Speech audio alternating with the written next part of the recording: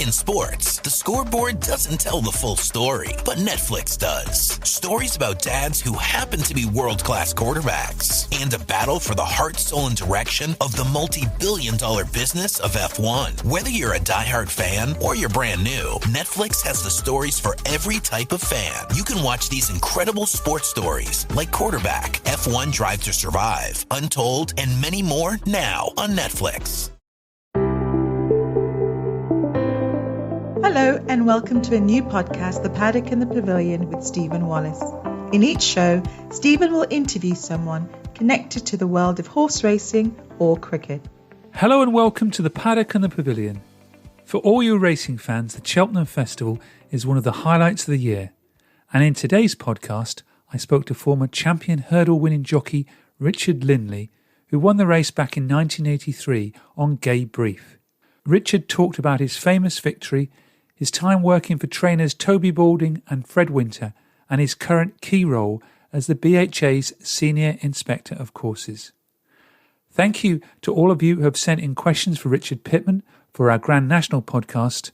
I would love to hear from some of our listeners overseas, so please get in contact. Enjoy today's podcast and, of course, the festival. Hello, Richard. Welcome to the Paddock and the Pavilion. Thank you very much, Stephen. Well, how are you?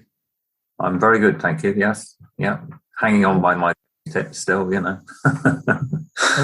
What's life been like as a senior inspector of courses during the lockdowns? I haven't been furloughed at all, and we've been working away quietly with my colleagues once they came back late May last year, and obviously in discussions with the racecourses, making sure that racing behind closed doors can go ahead with all the various physical barriers and whatever else in place for that to be achieved, really. It's been a challenging time for the racecourses, and interesting, sometimes too interesting from my point of view. But nevertheless, we've managed to keep racing going, and all credit to the racecourses and all my colleagues that work for the BHA. So you've still been out and about at racecourses yourself? Yeah. I spent quite a bit of time at Cheltenham last week and the week before, and will do so obviously next week. And obviously still visiting other racecourses and keeping in contact with racecourses in general.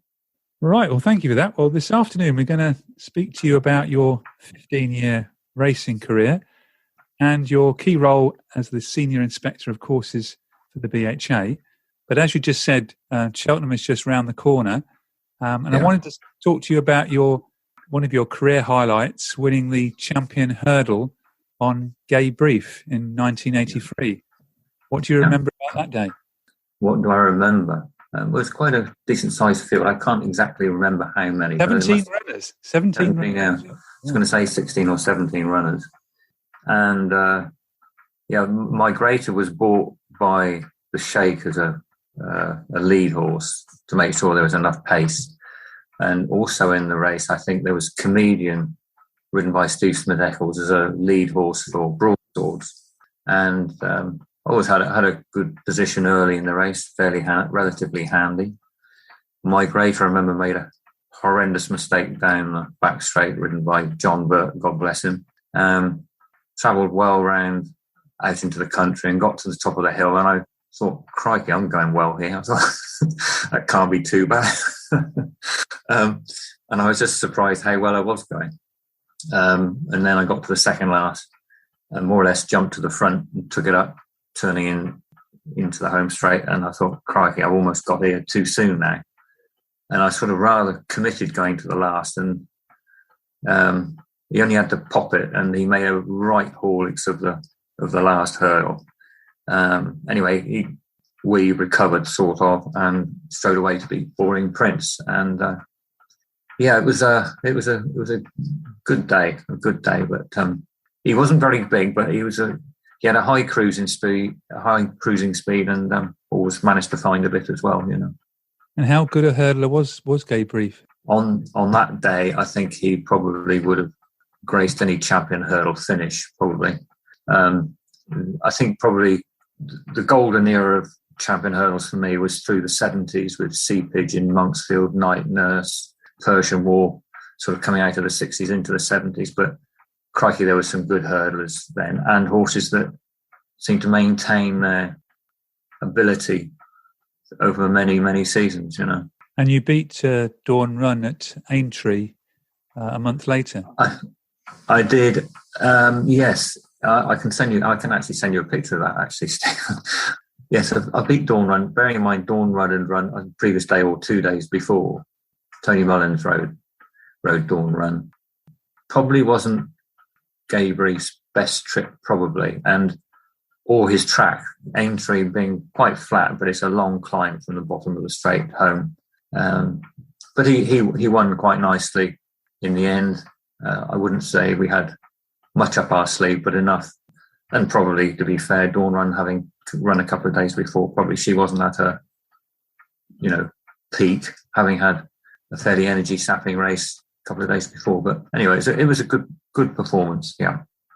Well, while we're talking about Gaye Brief, just moving on to Cheltenham, that was a very successful course for you. But how did you first get started in racing? How do I say? Well, I used to have, when I was a child, I used to have arguments with my mother about whether we watched the scrambling or Speedway with the likes of Ivan Major, John Banks riding his Husqvarna somewhere in the country, and my mother wanting to watch racing. And for whatever reason, I couldn't possibly tell you why, Stephen, but suddenly became interested in racing. And then we would argue on which channel we're going to watch, ITV or BBC, to which race we were going to watch. But so, having got interested in racing, I used to ride out a bit for Donald Tucker, whose granddaughter Harriet won the Fox Hunters a couple of years ago at Cheltenham. And I used to ride out a bit for Charlie Fox, who trained near Wincanton at the time. Anyway, Don Tucker had a horse called Grove Rock, which Bob Champion had won on as an amateur. However, on this occasion at Aintree, it was my first ever visit to a racecourse. I went with Donald and his wife Pat to Aintree, and Grove Rock ran in the Fox Hunters, ridden by none other than Sir Mark Prescott. And I led him up in the Fox Hunters at the age of 14. And the horse just carted me around the parade ring because I was 6.5 stone wet through and weak as a kitten. Anyway, poor old Grove Rock broke down after the second fence, and he was pulled up, obviously.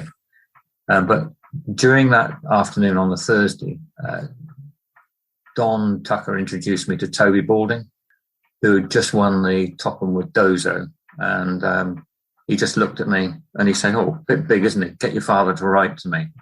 Well, of course, 2 days later, he won the Grand National with Highland Wedding, and he must have had so many letters from all over the place to congratulate him on Highland Wedding's win. And anyway, didn't hear from him. So eventually, we did make contact, and he said, "Well, come and I went for an interview." And Toby's advice was always pretty sound, saying, "Well, looking at your parents, you might end up being quite large. You might do well to stay an amateur," which good advice, which I did do. So I spent the summer then at the age of 14 at Toby's, riding out and getting carted around Wayhill gallops, as they were then, by everything just about, because I was so weak. And then I went sort of there for several summers afterwards. And when I left school, went to Toby's and for the winter period, and then came back and worked on the farm at home to earn a bit of money to keep myself ticking over. So that's how I sort of got into it. And then basically I had quite a good year as an amateur, 74, 75. And then I rode on the flat, a couple of winners for Guy Harwood and one for Toby. And then to turn professional in the July. I'll just go back a bit there. You've sort of got ahead of yourself with a bit of my story, but so it's your mother's fault how you first got into racing. Probably. You had a choice of John Rickman or Peter O'Sullivan. And when you were talking about Toby Balding there with Highland Wedding, we're talking then of 1969 when he won the Grand National. Exactly. Yeah. And I did some research on your first ever winner because you just got a bit ahead of me. Your first winner was at... Apologies. That's no problem. It's interesting to hear. 1972 at Y on the 6th of May on a horse called Less Curious. Well, Y now was closed in 1974. Yeah. What do you remember about that first winner? Well, actually, there is some comment in Chris Pitt's book, A Long Time Gone. So Peter Carver, who trained Less Curious, he at the time was at Hockley House Stud down near Winchester. And so I got there on a Sunday afternoon, and we were going in the horse box to Y. And it was a huge old bus of a thing, this lorry of his, and it didn't look as if it would get to Chichester, let alone Y. However, we got there, and on the way there was a sign on the road saying there was some goslings for sale. And Big Pete said to me afterwards, he said, I said, well, my sister was after some goslings. He said, well, if you win today, we'll get some goslings on the way home. Well, we never did, and I never saw any goslings at all. But Less Curious, I think it's one of the only two courses that he ever won at, I think, probably. Formerly owned by the Duke of Atholl. But I was just trying to think, actually, Stephen. I think Barry Brogan rode in the race, R.F. Davis, Ron Atkins, and Nick Holman, who rode as Mr. N. Holman at the time. And Nick and I sort of started our careers about the same time, and he used to be at David Orton's for a while. But it was a long old day going to Y and back, because of course the roads were pretty slow in those days, as you can probably remember. I don't know. Not quite, but I know that the roads were worse in your younger days. Anyway, where actually is Y for some of our listeners? It's Y is not far from Ashford. So if you, as I learned when I got older, to get to Y, you had to go from Toby's, you go to Andover, go to Waterloo, get over to the other side of Waterloo, and then down to Ashford, change trains at Ashford, and then stop at Y. And Y Racecourse was quite unique. The owners only ever used to paint the front of the grandstand. So at the back of the grandstand, it looked like an old wooden shack. But and of course, they used to only ever take the sheep off the day before racing as well. I think there's a story about Ali Branford, I think it was, who rode for Fort Warwin, going around there one day, and it invariably got quite greasy. And he ended up underneath the electric fence and jumping every time a shot came through the electric fence. But as Inspector of Courses, my predecessor, Neil Wyatt, his father used to be Clerk of the Course there, strangely enough. And I think the then owner had sort of basically refused to have any of the bends cambered, which is why it fell into the annals of history, probably. And it was a very, very quick track. It was only about 7 furlongs round, 2 bends, 2 straights, but the straights were quite short, to say the least. Wow, that's interesting. Anyway, so you said you turned pro in 75, 76 season. Was that a big decision to turn pro? It was, only in that I'm just trying to think now. I think I rode quite a few winners, and I broke my collarbone, and I ended up with about 12 winners as an amateur, something like that. Something in that region anyway. And then I was riding on the flat a bit. As I say, I rode a couple of winners for Guy Harwood and one for Toby. And strangely enough, ended up champion amateur with a grand total of 3 winners, which I think I must be the worst tally for any champion that's ever lived, probably. But who cares? So, and I was quite keen that I kept riding on the flat, and I thought, I don't know, let's have a clean cut. So, and then season started, and I had a good start. I was riding a bit for John Thorne down near Bridgewater as well, and he had quite a good few early season horses, which was good, as did Toby. And it all went pretty well. I had a bit of a lull mid-season, but I think I ended up with about just over 30 winners, something like that. I can't really remember, to be honest. Yeah, but a good start, and having got off to a good start, didn't maintain that good start, but made a few inroads, you might say. And Toby was a good trainer to ride for. Well, funny enough, I just backtracking a little bit. I remember during my amateur days, I remember standing on the top of the old county stand at Exeter, which is no longer there, obviously. And he said to me, I I'd sort of asked him about going back for the next winter, and he said to me, "I don't really know. I've got too many jockeys ahead of you wanting rides." And something Don Tucker said to me years before, if you're with a bigger trainer, there'll be smaller trainers always ringing the larger trainer to know if they have any available jockeys or amateurs to take a ride. And I looked at Toby, he said, "Why don't you pop down and spend some time with Ted Fisher at Cheltenham?" And I looked at him, I said, "I don't want to go to Ted Fisher's." I said, I'll take my chance and I'll stay with you, Governor. And I did. So, and then, when I did turn professional, he supported me very well throughout my early days anyway. And I always rode for him, even throughout my career. If there was available ride, he very often would ring me up to take them out, And I read you went freelance in 1980, the same year you rode your first winner for Fred Winter. Yeah, so that was quite odd, really, because I said to Toby one morning, I said to him, "Governor," I said, "I think I need to go freelance." I said, I feel I'm not doing as much as I could be doing. Yeah, he said, "Well, please yourself, Rich." And I think I rode a winner for him the next day at Wincanton on a horse called Royal Portora. I rode a double that day. The other horse was a horse called Caper's Lad for Richard Mitchell, 2 divisions of a 3-mile novice chase. But Toby, we never fell out. That's just the way Toby was sometimes, And how did it compare riding for Fred Winter to Toby Balding?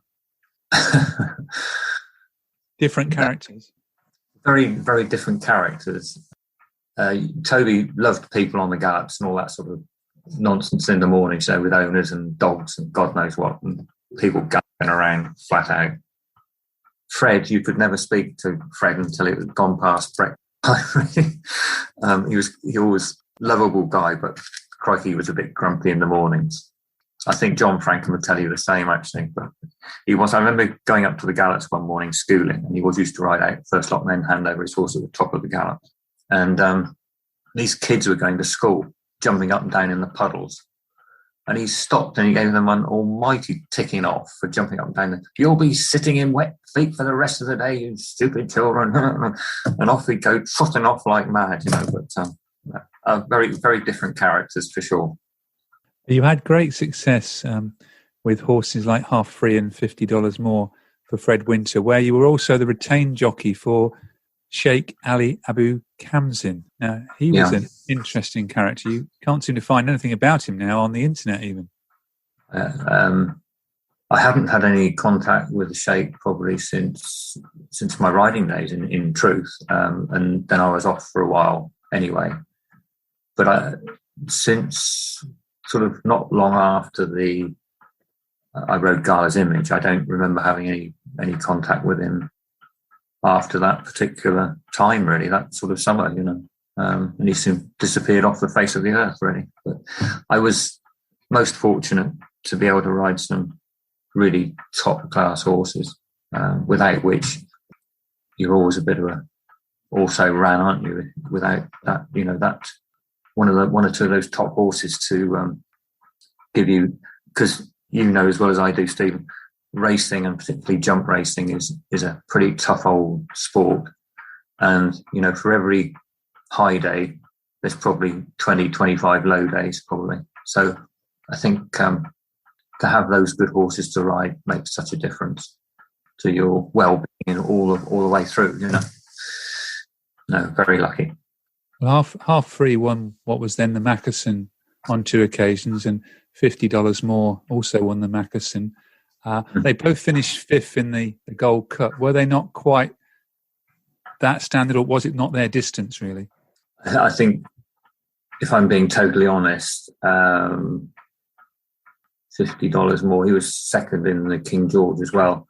But it probably was a bit too far for $50 More, in my view. And also, I think probably he didn't have that extra bit of pace towards the end of any race, really. He didn't, although when he beat Artifice in the Mackerson and got up by a short head, I think it's fair to say that I'd ridden Artifice before, and Chris Barber, Paul Barber's son, who's Paul Nicholls' landlord, he said to me only last year, he said, well, of course, you'd have never won on $50 more if you hadn't ridden Artifice. And in truth, I don't think I probably would have, because I wasn't convinced that Artifice truly got 2.5 miles. And I think Peter Scudamore, looking back, if he looked back at the race, he could have sat quietly for another furlong and a half before he went for home. And as it was, when Observe fell at the third last, Skew kicked for home. And, you have to remember that's nearly 3.5 furlongs from the winning line. And what's more, from the second last fence, everything is hard work, So I think I was more than lucky that day on a variety of counts, really. One, Skew kicked for home a bit early. Observe fell at the third last. And I think it looked impressive, $50 more getting up to win, but I don't think he was going quite as fast as everybody thought he was. It was a bit more one-paced and staying on really well than finding a burst of speed like a Moore style or one of those great sprinters. You also got to ride Desert Orchid. How many times did you ride him? I can be quite honest with you, he's the only horse I have a 100% record on. And I rode him at Kempton Boxing Day because Colin Brown had chosen to go to Wincanton to ride Buckby, I think it was, in the Coral qualifier for Cheltenham, which is the only reason I got the ride. But he was quite lit up, old Desert Orchid. I think he was about 20 clear by the time we jumped the first flight of hurdles. But crikey, he was some machine. I'll tell you how, it's difficult to say how good he was, but I rode a horse called Charcoal Wally in the Holden Gold Cup, and Desert Orchid was in there as a novice. And I thought to myself then, well, if anybody's going to give, because Charcoal Wally had already won the Ladbroke Betcher at Doncaster. If anybody's going to give Desert Orchid a run, Charcoal Wally will. And I got to the last fence, and Desert Orchid came past me as if I was standing in a lay-by. And I was absolutely gutted to think that Charcoal Wally couldn't go with Desert Orchid, but crikey, he was some horse. And I remember getting off him at Kempton and saying to Dave, well, if he really learned to settle, he might be quite decent. And he proved out to be a bit more than just decent. But there you go. Well, you're one of only 5 jockeys to have ridden him. So, and you're the only one with a 100% record, even though I think Simon Sherwood only got 9 out of 10, I think. Shocking record, isn't it, really? Fancy only having a 90% record. Going back to your career, you were out injured for a long time between November 1985 until January 87. And then at the Cheltenham Festival 1987, you won the Arkle on a horse you mentioned earlier, Gala's Image for the Sheikh. And I read you injured yourself during the race. I did. Stupidly, one of the cardinal sins of trying to hit a horse going to the last obstacle when I should have just been half sensible. And anyway, I dislocated my shoulder when the horse, he almost tried to bank the last, so he's sort of got his hind end on top of the fence. I don't quite know what he did, and you still can't see particularly clearly on footage. But anyway, I dislocated my shoulder, and I thought I wasn't thinking about anything else than actually missing out on riding Gaye Brief in the Champion Hurdle. Even up the running, I was thinking, oh, so-and-so, I'm going to miss the ride, because some people, Richard Rowe, he used to dislocate his shoulder regularly during a race, and he was always able to put it back in during the race. However, even my attempts to sort of get my back in never worked, and it just was, it's the most uncomfortable feeling, I can't tell you. But it went out, I won the race. Alton Glaze was second, I think, ridden by Chris Grant, and he could recognise my discomfort because he got hold of Gala's Image on the running when I was pulling up, because I wasn't in a particularly good place, you might say. But no, he did, and he never took to jumping fences particularly well, and he wasn't a particularly good horse, I'd have to say, but he had a high cruising speed, and that's all you've got out of him, really. And I think, again, it was a question of just staying on particularly well rather than him finding a dramatic turn of foot. But he was never in love with fences. But anyway, it doesn't matter now, does it? Because he won, and I got my shoulder put back, so that's fine. It must have been a strange feeling winning a race like that and yet being in severe pain.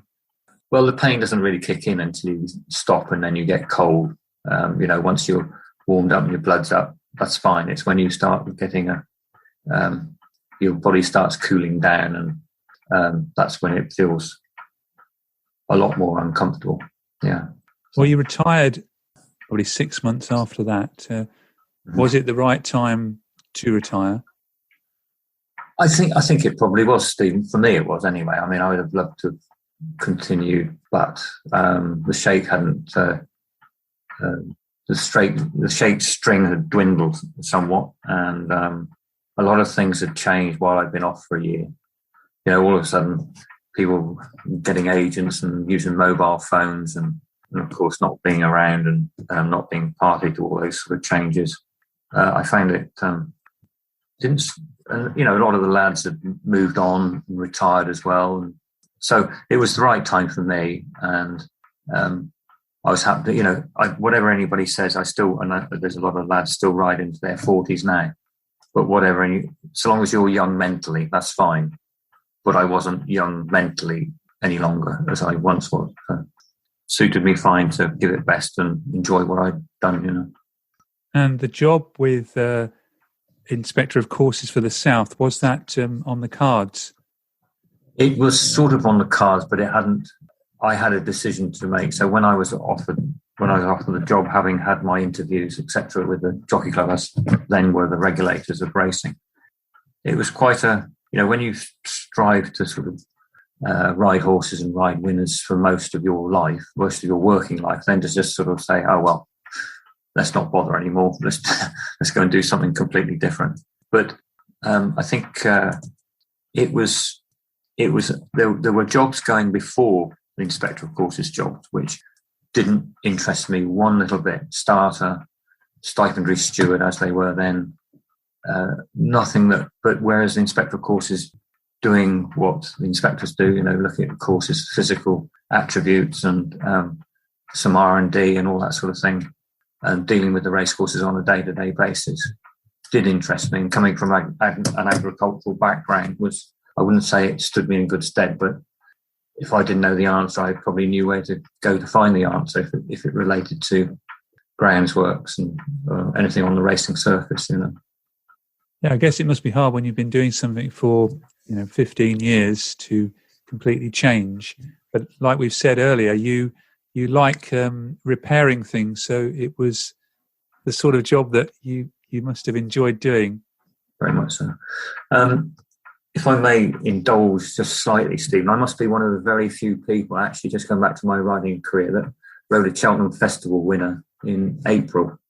Because in 1978, when the festival was abandoned on the Thursday, you'll have to forgive me, I dug out a form book yesterday, and what is now the Marsh used to be the JLT, and formerly was the Golden Miller Chase. And I won it for Togo on a horse called Arillo. Interestingly enough, the 2-day meeting at that time, Mr. N. Henderson rode a winner each day. Oh, that's interesting. That was the Midnight Court Gold Cup year, wasn't it? Yeah. It was. That's correct. Yes, 1978. Yeah. So the Triumph Hurdle that year was won by Connaught Ranger, ridden by John Burke, trained by Fred Rymel. So 2 winners for Nicky Henderson. Yeah, he won I can tell you because I've got it here. I dug it out because I'm such a sad person. He rode the last winner on the Wednesday, a juvenile novice hurdle for Barry Hills, would you believe? And on the second day, John Frank rode a winner each day, I think. On the second day, where are we? He won on a horse called Bob Bunker for Les Kennard. And the same day as well, Mr. Tizard rode a winner. Mr. Colin Tizard rode a winner, would you believe? That ought to get those two people listening to this podcast now. You ought to. You're giving them glowing reports, yeah. All the old codgers together, I've got that quote from you now. Now, you're now the senior inspector of courses for the BHA. Can you let us know what that job involves? in a nutshell, but in a nutshell, it's making sure that racecourses adhere to and comply with the British Horse Racing Authority general instructions. And if anybody's particularly suffering from insomnia, if they go to the BHA website and look up general instructions, rules and regulations are incredibly boring unless you're the ones administering them or the people having to comply by them. But so the racecourses apply for an annual license, and for that annual license, they have to comply with the general instructions. What is infinitely or can be quite difficult is the fact that for some racecourses, the instructions are the minimum standards. We all know that Aintrees and Cheltenhams and Ascots of this world go over and above the instruction, but it's the minimum standards, applying those to racecourses across the board. They all race different times of year. They all have different attributes in their racing surfaces, probably. Their structures, their buildings are all different. Some that have been rebuilt are great. There's been an ability to improve them internally and externally and provide everything that everybody else does, but in a slightly better way. I think actually one of the things that has come out of the COVID lockdowns and racing behind closed doors is the fact that it's quite difficult to remember how we managed to get 80 or 90 jockeys into the jockeys' changing rooms at Cheltenham. This coming year, we've got the Irish segregated in the main building and a facility that can accommodate 65 jockeys in another building with about 60 yards between the two. But I think doing the inspector's job, it's not just about applying the instructions. It's about our knowledge and advice about the particular courses, how we might encourage racecourses to look at their fixture list, how we might, if we don't know the answer, we know somebody that will know the answer. I think one of my proudest things that we've been involved with as the inspectorate team since I started is introducing the groundsman's courses. So racecourses have to have a groundsman trained to the equivalent standard of NVQ 2 and 3 in amenity horticulture. And, I don't know if anybody or any of your listeners have ever stopped to think why racecourses are racecourses. And the simple answer is they're racecourses because they're rubbish farmland. Neil Wyatt, my predecessor, used to say, well, of course, if you farmed Exeter racecourse, you go bust within 6 months. You've got 3-4 inches of topsoil on a sort of peaty soil, second highest course in the country, sometimes as much as 6 feet of rain a year. So all your nutrients are going to leach out like nothing on earth. And I think by introducing groundsman's courses, I think it's hopefully given a lot of the groundsmen a vehicle to improve their knowledge. And not only that, but having the courses and getting everybody together, staying in touch because they're all faced with the same problem. Adrian Kay, who's head groundsman at York, does a fantastic job and now a director of the Institute of Groundsmanship, or the Groundsman's Management Association, as it's called now. But if, the sort of stuff, it sounds very ridiculous, doesn't it? But the sort of stuff that people need to know and racecourses executives need to know is, what have I got to spend in 2 years' time for this racetrack? Have you got a crystal ball? No, but if you can narrow things down a bit so that you can get proper budgets sorted out and all that sort of thing, which is what we talk about on some of the groundsman's courses, people feel more comfortable in allocating money for a job. So if I told you, for example, that, in certain ground conditions at Aintree, when Adrian was at Aintree, he worked out that he would need a ton of backfill divot mix for every single runner at the Grand National meetings. So, you get 250 runners, he'd be getting in 250 tons of material to repair the course after the Grand National, during and post Grand National meeting. You've got the Mile May course, hurdle, chase track, you've got the Grand National course itself. But it's all those little things that the ground staff have got themselves to grips with over the last few years.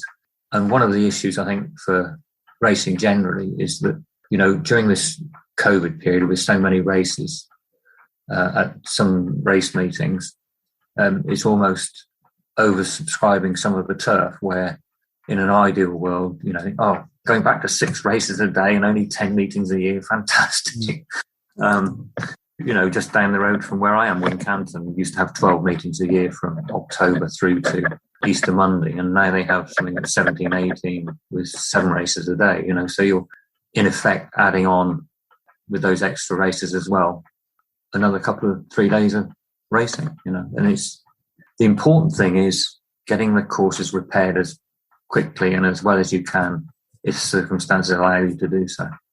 And you also get involved in moving fences, which you've done at Cheltenham. I think the penultimate fence at Cheltenham has been moved 2 or 3 times, hasn't it? Yes, you're quite right. On the old course and forgive me, Stephen, and the 4th last on the new, the one at the top of the hill. So the old course was last moved in 2010, but before then, what Simon Clace, when Simon took over as clerk of the course, what he and I didn't particularly like, and it was still happening, was that horses seemed to jump the fence well and fall for no apparent reason. So Simon got a level survey done of the takeoff and landing, and then we moved it forward, we moved it back a bit, and then we had a schooling session one day, which I have to admit didn't go particularly as planned, when Nigel Twiston-Davis brought some horses ridden by Paddy Brennan and Carl Llewellyn, and Willie, I think, came that day as well, and Sam Twiston-Davis. And I think, so they jumped it once coming round the bend, and then they started from the top of the hill and jumped what is the 3rd last and round to the 2nd last. And they were going 7 furlong pace coming around the bend. I thought, I just shut my eyes. I thought, I cannot see this is sensible. Anyway, there was a few of them hit the deck and it was fine. But I think what I would say is although we have had it odd forerun, dare I say, sadly, an odd fatality there, it's nothing like the attrition rate that it once was. And I think it's proved, I know we're touching wood as we go into next week, and certainly the jockeys are a lot happier with where it is. And I think it's worked reasonably well. And of course, we have shifted other fences around the country. The first down the back straight at Aintree was one of the more recent ones to be moved.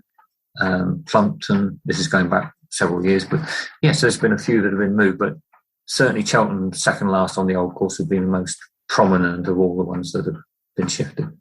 And the other area where you've been involved in is the changes in the hurdles, which I think began with work done by yourself personally, I think, at home or something. That's absolutely correct. And funny enough, I was just going through the list for, I did a Zoom early on with the Cat B riders at the Northern Horse Racing College. I started out my project on the padded hurdles back in sort of 07, 08 and played around with various things at home with the support of the Jockey Club and then BHA in terms of materials and stuff like that. And then following on from hawking them around the country to Foss-Lass and Moulton, David Pipes, Paul Nichols, where else did we go? Paul Nichols and Philip Hobbs. We got them onto Newton Abbot in 2013. And the jocks, having agreed that they were quite happy to have them introduced to Newton Abbot, then rather felt that it was not what they wanted to see. And I said, well, actually, guys, Newton Abbot have just spent nearly £30,000 on these new hurdles. Now you're saying you don't want them, having agreed that it was fine, because they were also taking the Lambourne for everybody to have a play around over as well.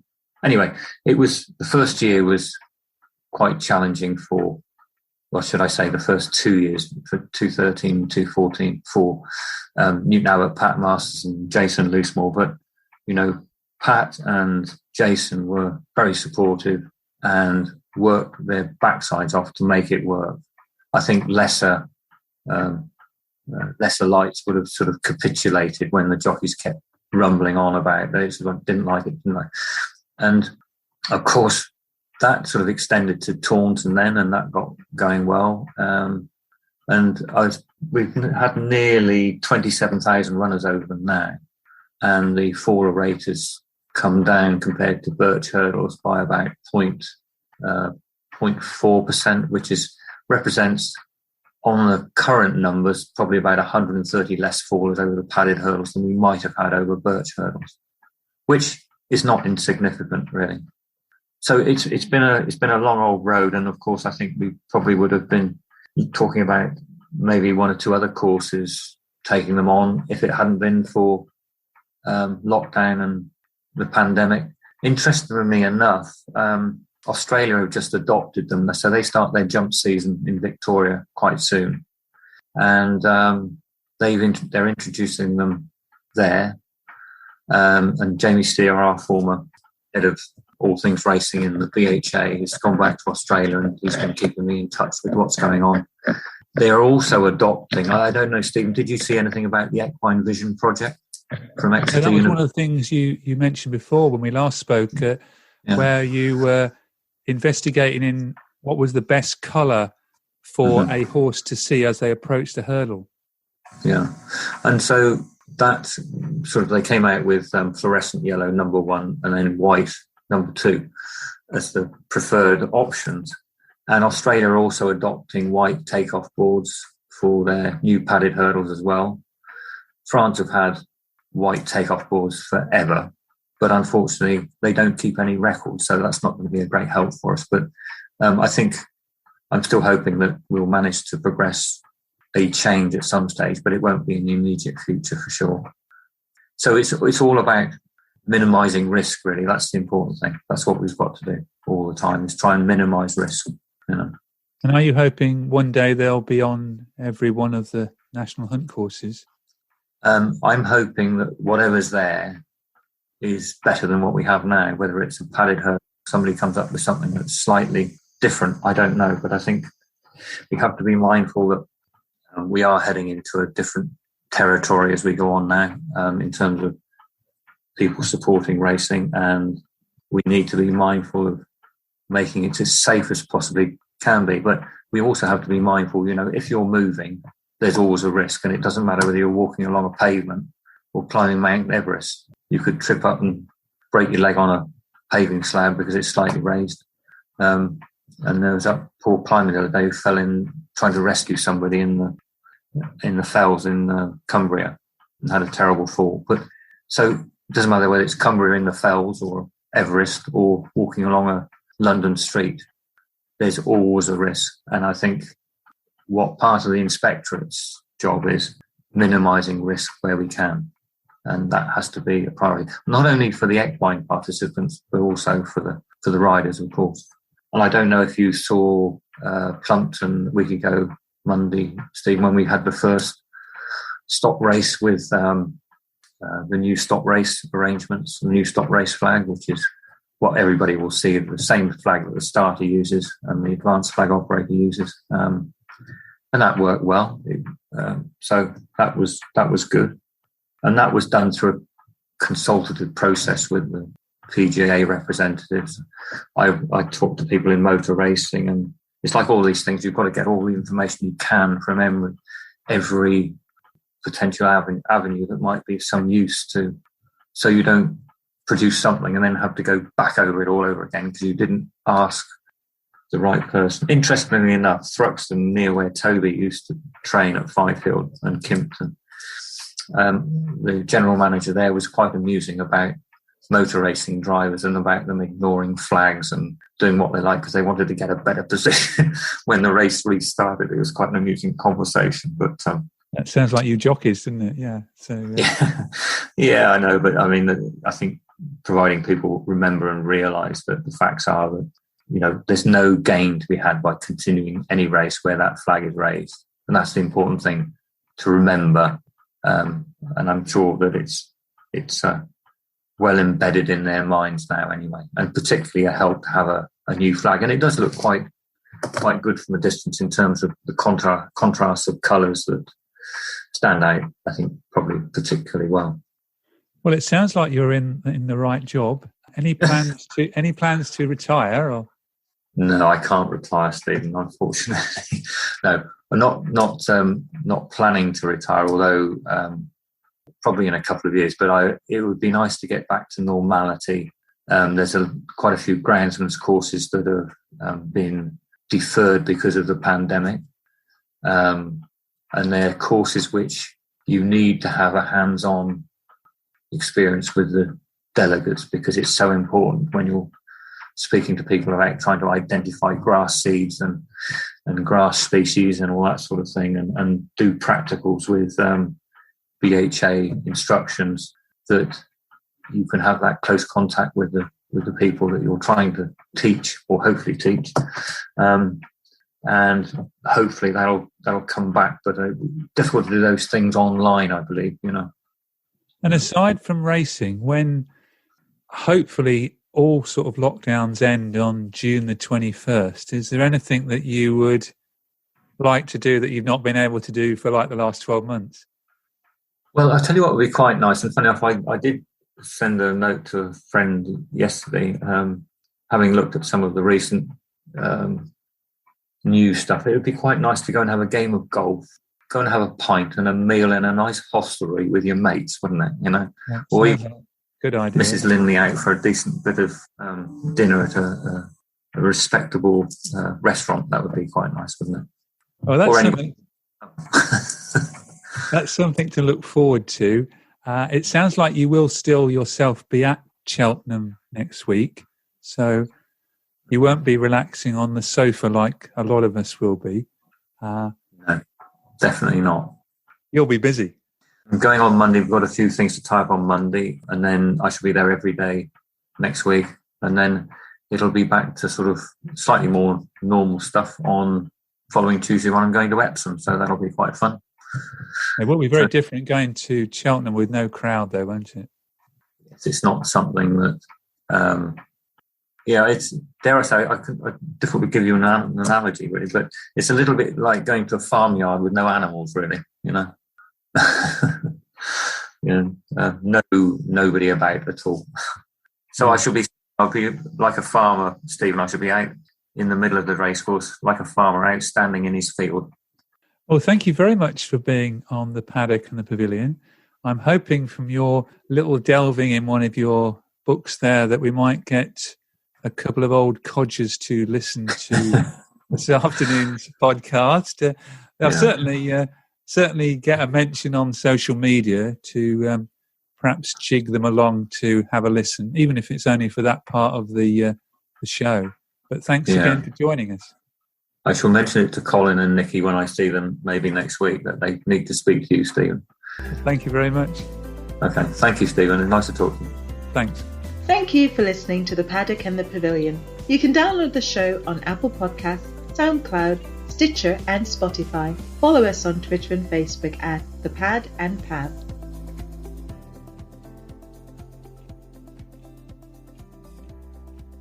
Sports Social Podcast Network. How powerful is the Cox Network? So powerful that one day the internet will let your doctor perform miracles from thousands of miles away. Connecting to remote operating room. Giving a whole new meaning to the term house call. Operation complete. The Cox Network. With gig speeds everywhere. It's internet built for tomorrow, today. Cox, bringing us closer. In Cox serviceable areas, speeds vary and are not guaranteed. Cox terms apply. Other restrictions may apply.